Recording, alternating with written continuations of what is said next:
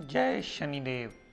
प्रिय दर्शकों, मैं राजेश जोशी आपका ज्योतिष जागृति केवल सत्य कार्यक्रम में आज फिर से स्वागत करता हूं।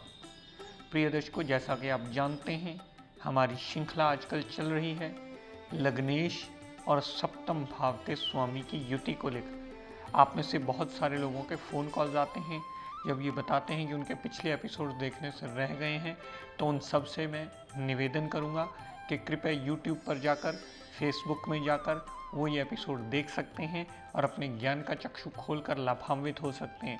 और आप प्रिय दर्शकों सभी भली भांति जानते हैं कि हमारे ये एपिसोड्स रिपीट नहीं होते। मैं जितनी बार भी आपके सम्मुख आता हूँ, मेरी कोशिश रहती है कि एक नया टॉपिक रोज़ आपके सामने लेकर के आऊँ। हालांकि मेरी शरीर का अस्वस्थता की वजह से मुझे थोड़ी मुश्किल ज़रूर होती है, लेकिन फिर भी मैं अपनी कोशिश को कामयाब करता हुआ आपके सामने रोज़ नया टॉपिक लाने की ही कोशिश करता हूं। और आप भी अपने ज्ञान का चक्षु खोलकर उससे लाभान्वित अवश्य होते हैं। और आप में से बहुत सारे लोग जब आकर मिलते हैं बताते हैं, सर सारी ज़िंदगी हो गई प्रोग्राम देखते हुए, कभी ज़िंदगी में लगन नहीं पता चला था कि कौन सा लगन है और लगन किसको कहते हैं, पहला घर कौन सा होता है। जिसकी वजह से मैं कुंडली साथ में लगाता हूं ताकि यहाँ मैं पॉइंट आउट कर पाऊँ और घर बैठे आप अपनी कुंडली को देखकर ये समझ पाएँ कि पहला घर कौन सा है। क्योंकि एक लेमैन जब कुंडली देखना शुरू करता है, कई साल उसे यही पता नहीं चलता कि कुंडली में पहला घर कौन सा है। कोई लोग एक नंबर यहाँ से शुरू कर लेते हैं सोचना, कोई लोग यहाँ से शुरू कर लेते हैं, तो उनको जल्दी क्लैरिफाई नहीं हो पाता कि कुंडली में पहला घर कौन सा है।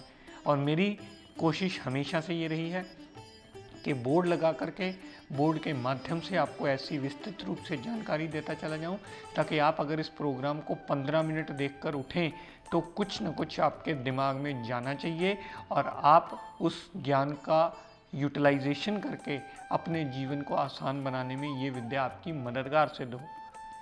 प्रिय दर्शकों, कल तक हमने बात की थी धनु लगन की कुंडली में लग्नेश और सप्तमेश के बारे में। आज अपनी इसी श्रृंखला को आगे बढ़ाता हुआ बात करते हैं मकर लगन की कुंडली। मकर लगन यानी कैप्रिकॉन लगन की कुंडली।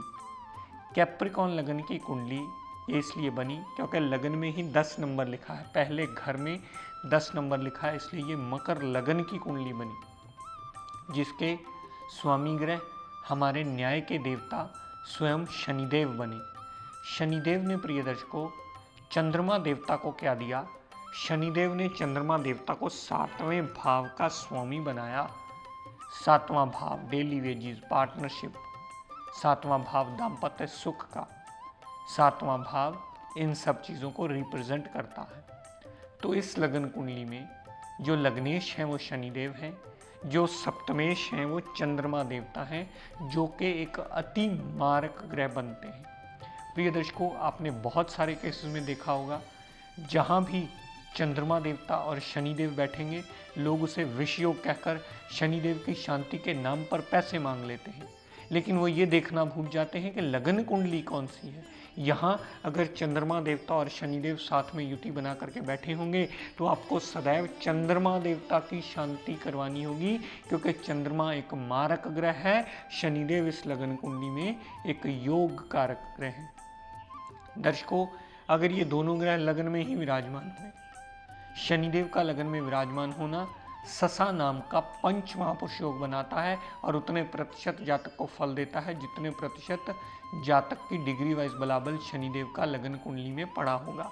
लेकिन प्रिय दर्शकों, चंद्रमा देवता शनिदेव के साथ बैठकर विष योग का निर्माण तो करता है, लेकिन चंद्रमा देवता सदैव शनिदेव के ससा नाम के पंच महापुरुष योग को डिक्रीजिंग में ला करके हमेशा उसके बलाबल को कम करने की काबिलियत अपने अंदर रखता है, क्योंकि चंद्रमा एक मारक ग्रह है। तो यहाँ अगर आप चंद्रमा का दान, पुण्य, पाठ, पूजन, हवन, यज्ञ, सिमरन, व्रत, आरती करेंगे तो ही शनिदेव का ससा नाम का पंच महापुरुष योग आपको पूर्ण फलित होकर के आपका जीवन यापन आसान करने में मददगार सिद्ध होगा। दर्शकों, यही शनि चंद्रमा कुंडली के दूसरे भाव में पड़े। शनिदेव जहां योग कारक होने की वजह से पूर्णतः पॉजिटिव फल देंगे, धन का आगमन होगा, परिवार साथ देने वाला होगा, वाणी थोड़ी सी उग्र होना स्वाभाविक सी बात है, लेकिन इसके बिल्कुल विपरीत प्रिय दर्शकों, चंद्रमा देवता की दशा अंतर्दशा जब भी चलेगी, परिवार में कलह कलेश मचने का योग बनता है, आता हुआ धन रुकने का योग बनता है, परिवार अनस्टेबल होने का योग बनता है, परिवार में फूट डलने का योग बनता है। हमेशा चंद्रमा देवता दूसरे भाव संबंधी सारी प्रॉब्लम देंगे, जहां शनिदेव दूसरे भाव संबंधी सारे पॉजिटिव रिजल्ट देते मिलेंगे। तो यहाँ भी आपको शनिदेव की नहीं, चंद्रमा देवता की शांति करवानी है, क्योंकि चंद्रमा एक मारक ग्रह है मकर लगन की, यानी कैप्रिकॉन लगन की कुंडली में। दर्शकों, यही शनि चंद्रमा देवता अगर कुंडली के चौथे भाव में विराजमान हो, यहाँ शनिदेव अपनी नीच राशि में आ गए हैं और चंद्रमा देवता पहले ही मारक हैं जो इस लगन कुंडली में चौथे भाव पर आ गए हैं। चौथे भाव में आने से जब भी चंद्रमा की दशा अंतर्दशा चले, चाहे शनिदेव की दशा अंतर्दशा चले, सदैव माता को कष्ट, माता से कष्ट, माता से मिसअंडरस्टैंडिंग, अगर उस जातक का गाड़ी भूमि वाहन मकान लेने वाला हुआ तो सदैव चंद्रमा देवता भी उसे परेशान करते मिलेंगे और शनि देवता भी अपनी नीच राशि में होने की वजह से परेशान करते ही मिलेंगे। शनिदेव अपनी नीच राशि में है, इसलिए वो अपनी योग कारकता खो चुके हैं। यहाँ पर शनिदेव का भी पाठ पूजन सिमरण हवन यज्ञ व्रत आरती करके उनकी नीचता को शांत करना होगा, ताकि वो आपको आपका जीवन जीने लायक बना दें। यहाँ से दोनों ग्रहों ने, शनिदेव और चंद्रमा देवता ने जितनी दृष्टि दशम भाव पर डाली, तो कामकाज के नित्य नवे ऑब्स्टेकल्स खड़े करते मिलेंगे। दोनों ही ग्रहों की दशा अंतर्दशा मेंटली इंस्टेबल कर देंगे जातक को, जातक के कर्म गति में बदलाव आ जाता है। यहाँ पर जातक का डिमोशन होने का योग बना देते हैं, कामकाज चलता चलता रुकने की कगार पे आ जाता है, जातक के बहुत ज़्यादा एफर्ट्स करने के बाद भी वो काम सक्सेसफुली नहीं चला पाता।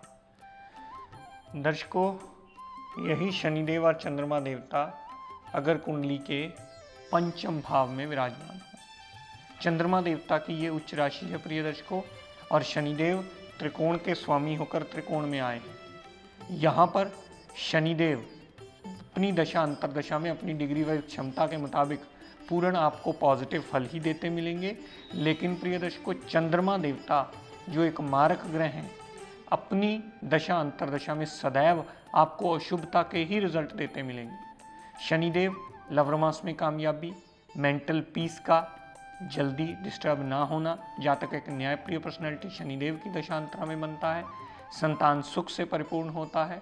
जातक पंचम भाव पर शनिदेव पड़े होने से माइंड मेमोरी विल पावर को बहुत ज़्यादा स्ट्रॉन्ग करके जातक के लिए बहुत ज़्यादा अच्छे फल देने में सक्षम कर देता है। लेकिन इसके बिल्कुल विपरीत प्रिय दर्शकों, चंद्रमा की दशा अंतर्दशा जब भी चलेगी, जब भी चंद्रमा की दशा अंतर्दशा चलेगी, mind confusion state of mind में आ जाता है, डिप्रेशन में आ जाता है, जातक लव रोमांस में नाकामयाबी हासिल करता है, अनसर्टेन लॉस होता है। वो सारे नेगेटिव रिजल्ट चंद्रमा देवता मार्केटों में होने की वजह से अवश्य देते हैं। और यहाँ से चंद्रमा देवता ने जितनी दृष्टि और शनिदेव ने जितनी दृष्टि 11वें भाव पर डाली, जहाँ शनिदेव की डाली हुई 11वें भाव पर दृष्टि 11वें भाव संबंधी पूर्ण पॉजिटिव रिजल्ट जातक को देगी।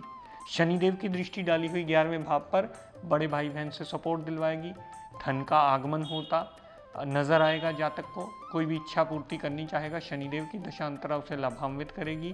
और जातक की छोटी मोटी हेल्थ प्रॉब्लम हुई तो शनिदेव की यहाँ से डाली हुई दृष्टि 11वें भाव पर सदैव लाभान्वित करती मिलेगी। लेकिन इसके बिल्कुल विपरीत प्रिय दर्शकों, चंद्रमा देवता की जितनी दृष्टि पड़ी 11वें भाव पर, बड़े भाई बहन से कलह कलेश मचना, मेंटली पीस जल्दी डिस्टर्ब होना, आता आता धन रुकने की कगार पे आना, जातक कोई इच्छा पूरी करना चाहे तो वो भागता ही नजर आता है, अपनी इच्छा के वो जल्दी पूरी नहीं होती।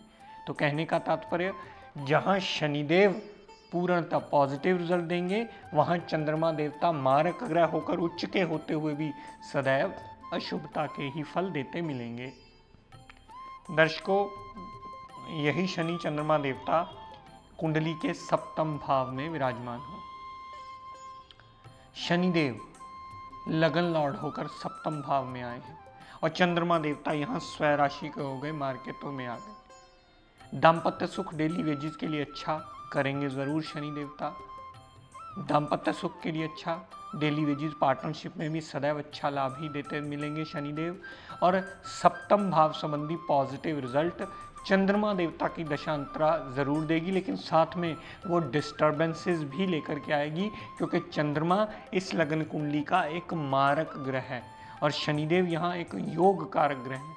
तो जब भी शनिदेव की दशा अंतरदशा चले तो उससे अच्छे फल लेने के लिए आप चंद्रमा देवता की शांति करवाइए।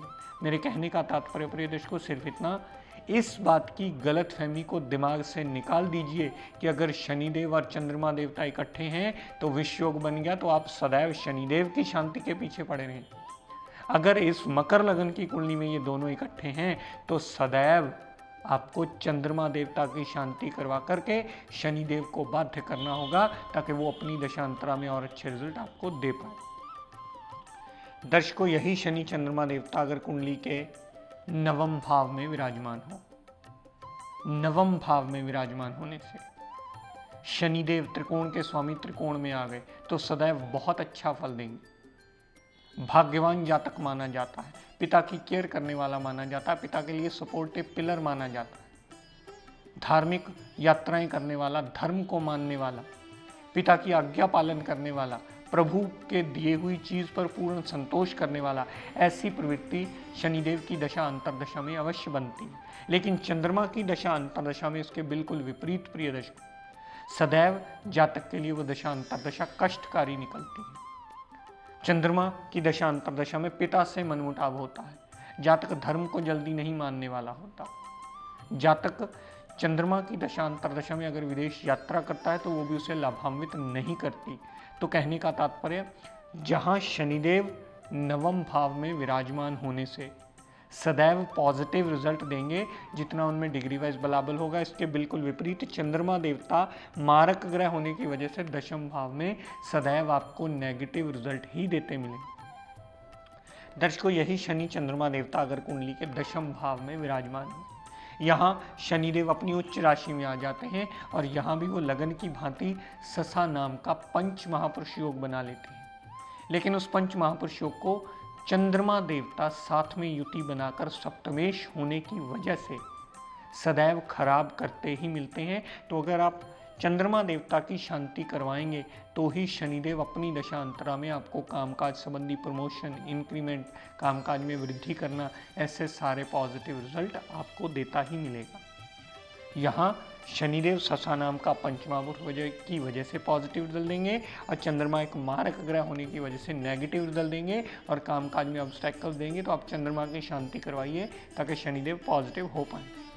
दर्शकों, यही शनि चंद्रमा देवता अगर कुंडली के 11वें भाव में पड़े, चंद्रमा देवता की ये नीच राशि मानी जाती है। प्रिय दर्शकों, नीच राशि में होने की वजह से चंद्रमा देवता यहाँ बहुत ज़्यादा कष्टकारी हो जाते हैं। जब भी उनकी दशा अंतरदशा चलती है तो जातक के लिए बहुत ज़्यादा प्रॉब्लम्स लेकर के आती है। धन का आता होता आगमन रुक जाता है, बड़े भाई बहन से सपोर्ट नहीं मिलती और हमेशा छोटी मोटी प्रॉब्लम हेल्थ की लगी ही रहती है। और जातक को इच्छा पूरी करना चाहे तो चंद्रमा अपनी नीच राशि में होने की वजह से, 11वें भाव में होने की वजह से, वो जातक की इच्छा पूरी कभी जल्दी हो ही नहीं पाती। लेकिन इसके बिल्कुल विपरीत प्रिय दर्शकों, शनिदेव की दशा अंतरदशा सारे 11वें भाव संबंधी टोटली लाभ ही देती मिलती है। तो प्रिय दर्शकों, आज अपनी वाणी को यही विराम देता हुआ, हम सब के लिए मंगल कामना करता हुआ, शनिदेव से ये प्रार्थना करता हूँ कि हे शनिदेव हम सब पर अपनी कृपा दृष्टि दया दृष्टि सदैव बनाए रखें। जय शनिदेव। जय शनिदेव। अगर आप ज्योतिष का सही और सरल ढंग से ज्ञान प्राप्त करना चाहते हैं तो कृपया जोशी एस्ट्रो ज्ञान गंगा ग्रुप से आके जुड़िए। आपको बहुत ही सरल ढंग से ज्योतिष सिखाया जाएगा।